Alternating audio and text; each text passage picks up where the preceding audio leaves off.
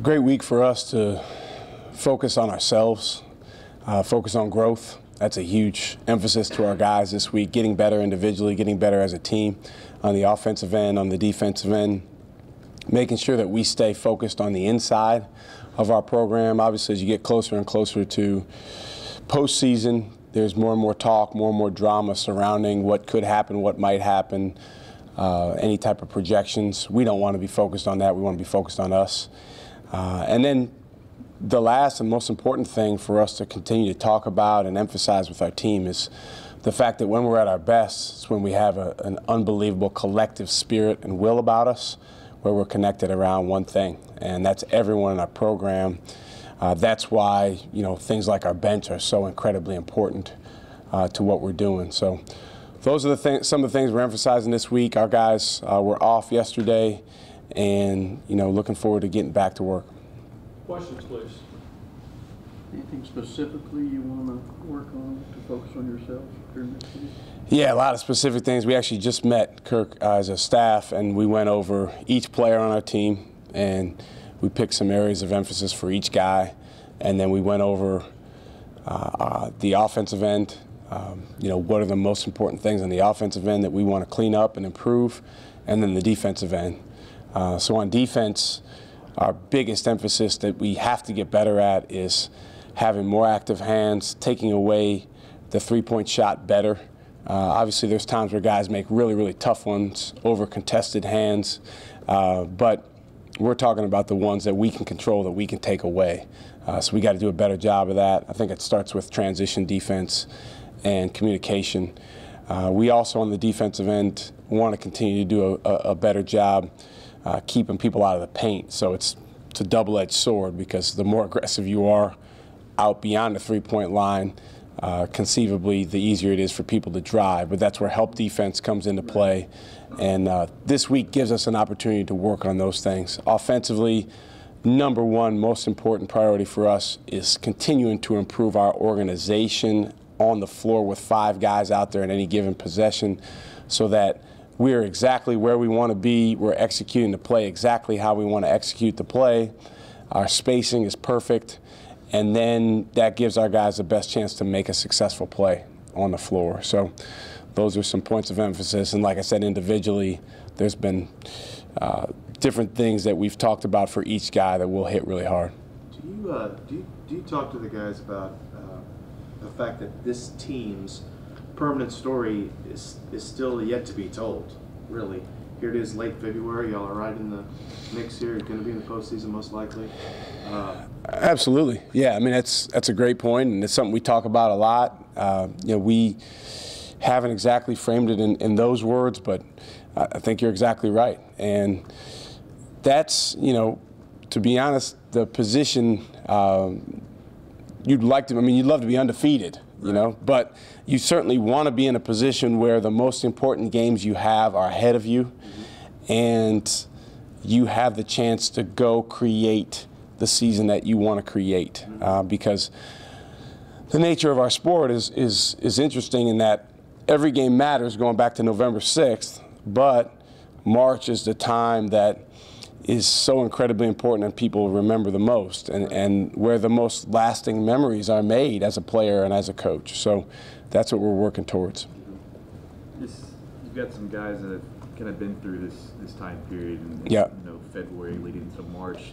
Do you notice a different sort of maybe mentality or approach as it relates to these are your most important games of the year, and there's so much that can be defined from that? Well, that's going to be something really interesting to watch, Dustin, because we've talked about that with these guys several times, the fact that Dylan, Jericho, Snoop, Matt, Jace, Royce, those guys have been through this time of year before. They've been through big games that, games that are labeled as must-win games. They've won, in some of those big games and created the type of basketball result that we needed for our team. So I think to have that positive experience is really, really good. But at the same time, you still got to go do it, and we still got 5 games left in the regular season. So our focus obviously is on the very next game and on getting better before the very next game. But as we go, definitely we're going to need those guys to lead our team and help our younger guys understand what goes into winning and having the mindset of putting those blinders on to focus on only that. If you're going to make the postseason, what do you think is the one area that you'll be playing well in these next 5 games plus big plus? I think if we play well over the course of the next several games, it'll be, you know, you're probably asking about basketball area, which I'll give you, but more than anything, our collective spirit, you know, who we are as a team. The reality is everyone in an organization contributes to the embodiment of the culture in any given time. And so you either add to that or you take away from that. So if we're at our best in that area, we're going to be just fine on the court. Basketball-wise, as I mentioned, the defensive end, defending the three better, getting our hands on the basketball, just activity, you know, having great activity out there on the floor. When you get towards the end of the regular season, I think teams can kind of go one or two ways in terms of the way that they look at things. It can be, man, this has been, you know, a long stretch and I'm a little fatigued, and that takes away from your aggressiveness and your ability to fly around. Or like, hey, man, we've put in the vast majority of the work that we needed to put in. Now it's about finishing strong. It's about being the best version of ourselves in late February and March. And so that's obviously who we want to be. Do you have in your mind, with 5 games left, a stated goal of, hey, let's try to finish third or second or whatever? I mean, No. climb as high as y'all can. We want to climb as high as we can, but the best way to do that is to win our next game. So it's all about going 1-0 on Saturday. And as I tell the guys, you know, there's a million different ways to access people talking about what you need to do or what you might do or what you could do. But the best way to put yourself in a position you want to be in is to focus on now. And so if we go back to last Friday and we dwell on, you know, any type of drama out there, it takes away from our ability to win the game. We won the game on Saturday. That puts us in better position. If we had lost the game, then we would be in a worse position. So it's the same thing with this week. We don't have a game until Saturday, so we must take Monday, Tuesday, Wednesday, Thursday, Friday to improve as individuals, as a team. And if we had chosen to, we could spend 24 hours a day watching TV, on the internet. What did this team do? What did that? We don't control that. We've got to focus on ourselves. Did Jackson ever hit the freshman wall, or did he just skip that part? I think he's dealing with it. I think he is doing a really good job of just trying to fight through some of the challenges inherent in being a freshman whose world has changed in a lot of ways. You know, he's at the front of the scouting report now, and you know, at the beginning of the year he wasn't. There's a lot expected of him now, both internally and externally. At the beginning of the year there wasn't. You know, his own way about himself has probably necessarily changed some, just in that in November he was a carefree guy that was coming off the bench and was playing with house money. And now, not as much. I mean, it's just reality. But I do think one thing I've always said about Jackson, and this is something I really appreciate, is he bounces back from challenges or tough moments really, really well. And that's a great sign for him long term. He's going to continue to, you know, have moments that don't always go perfect, but if he can respond and focus on the next most important thing, he's going to continue to grow. You start talking to him about the joys of being a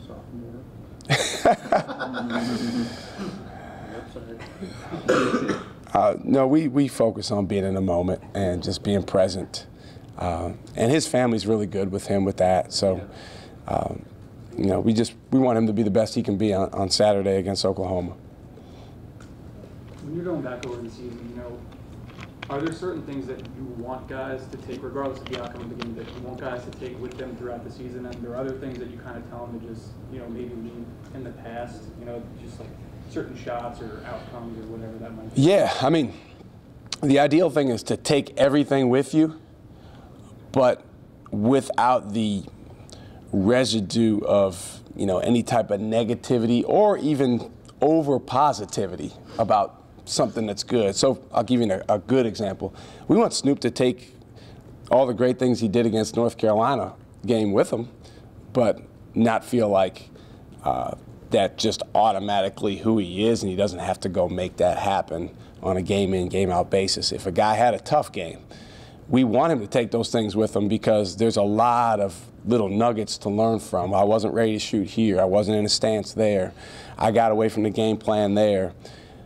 Take that with you because that contributed to your lack of success or our lack of success in that game.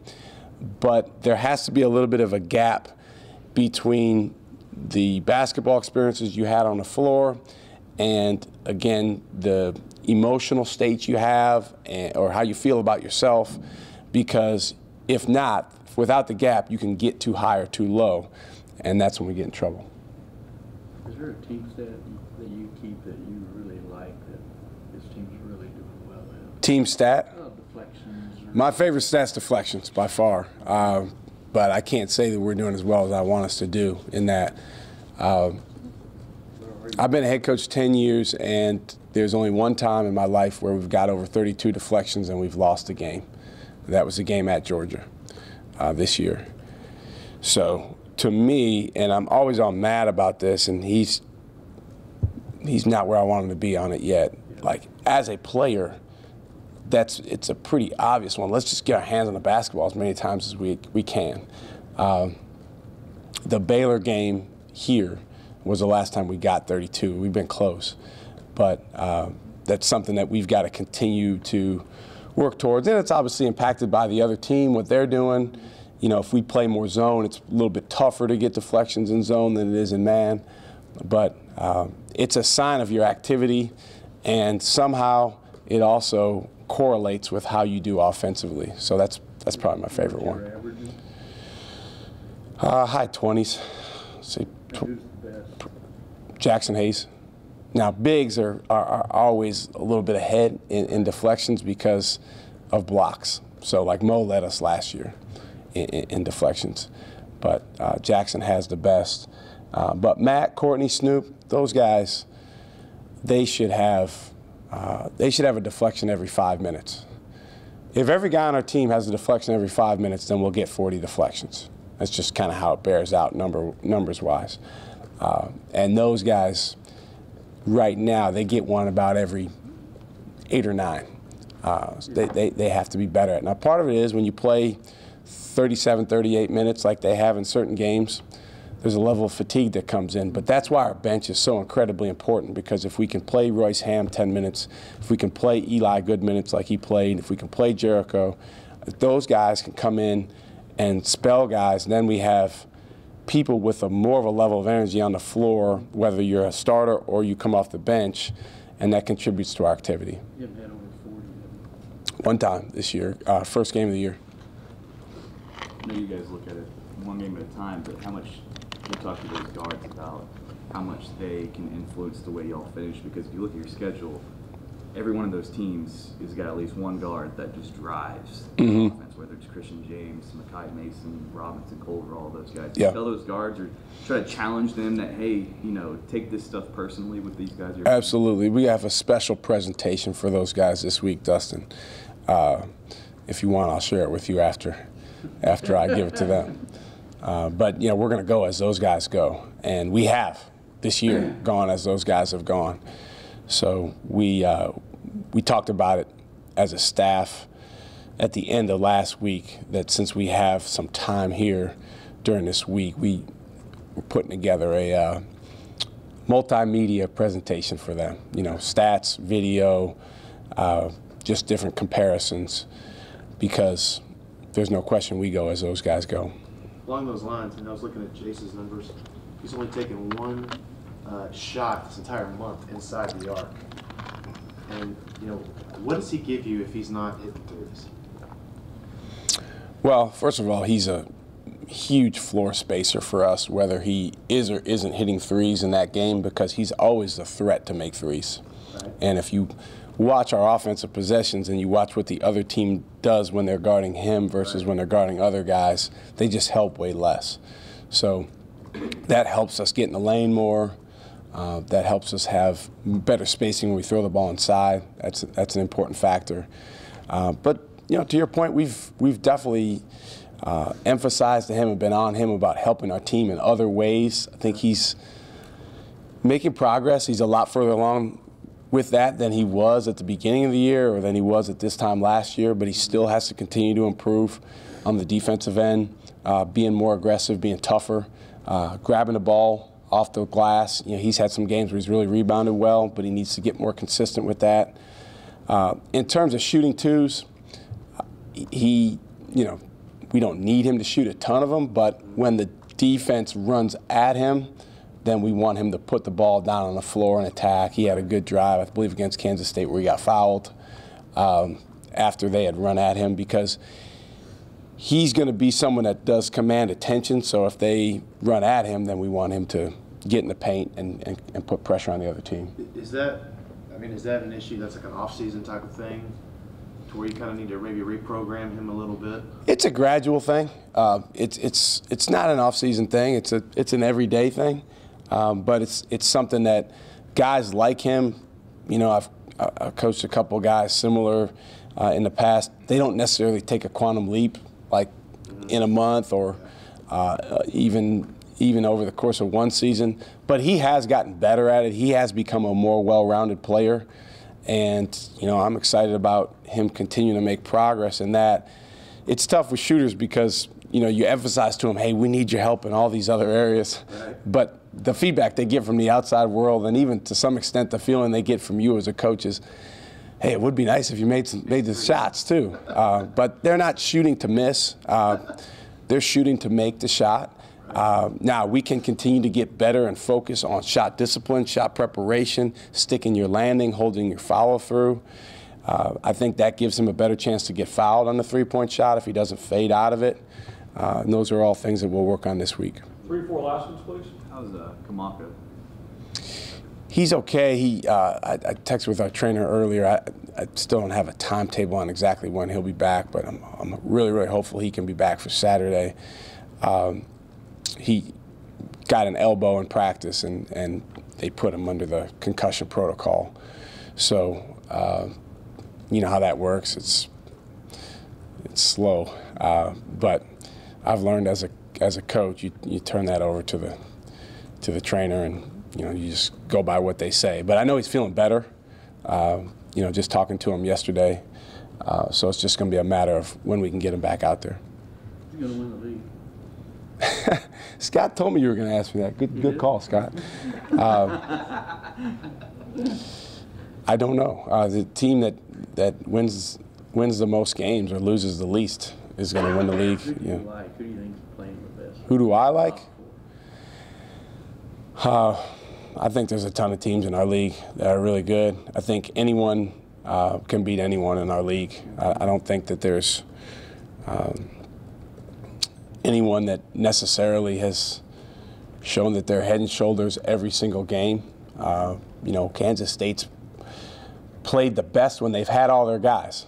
That helps. But down the stretch of the season, there's several teams that can make a run, and it's just like any other part of a season. You want to create momentum, and you want to go on that one-game winning streak, and then try to turn that into being better the next time. So your guess is as good as mine. You think psychologically that someone's got to break the streak this year, just for this league, if nothing else? While or what? A little bit. Or the world explodes? I don't know. Yeah, I don't really look at it that way, Brian. It's like,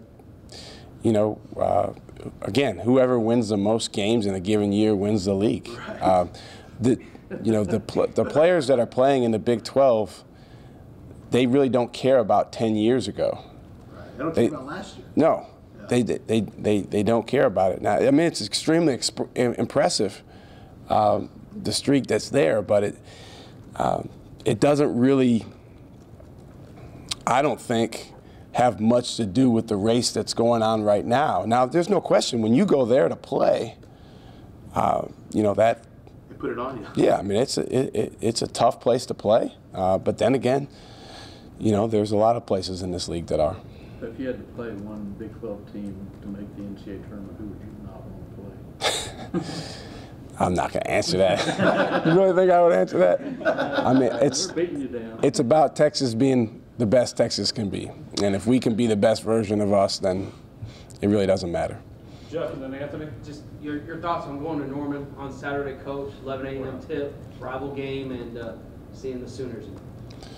Well, it's another great opportunity for us. They had a terrific win the other day, and you know, really played great team basketball. They've got an experienced team that's been through a lot of wars and battles. We had a very close game with them at our place, like we normally do, and you know, I would assume that this next game is going to be similar. We got to make sure we do a really good job defensively on them because they do present a lot of different challenges.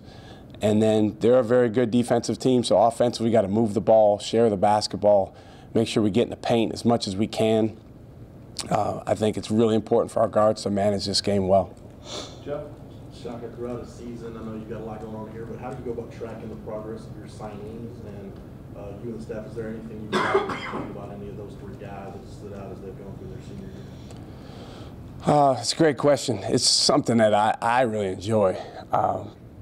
I wish I had more time to dedicate to it because I love following guys. I think it's all about the trajectory that they're on when they get here, and then obviously the trajectory they continue to be on. But you know, there's a reason that Jackson Hayes has made the ascent that he's made. He went from playing 6 minutes a game as a junior in high school to being first team All-State as a senior. So obviously he was on an upward trajectory. What do? We follow them really closely. We get as much video as we can. You know, try to break the video down so we can look at specific things on offense and defense that they're doing, and then, you know, give them some feedback when we can. Got to be careful with that though, because you don't want to ever send any message that's different than, you know, what their current coaches are giving them. Those guys have all had really good senior seasons. Will unfortunately broke his finger last week, so he's out. I'm not sure for how long, but they're, you know, obviously high school basketball here, they're already starting playoffs. But he's had a really good season, played you know, very efficiently on the offensive end. Kai Jones has also done a lot of really good things. He's really getting better and better. And then Donovan Williams, you know, probably of all of them, he's the guy that has come the furthest, you know, in the last year. And, you know, he's a guy that I was texting with his mom the other day, and I said, you know, he doesn't know how hard it's going to be, which is true for any freshman. But if he can get past hard and some of the adjustment challenges and growing pains, he's got a chance to have a phenomenal career, I think, here.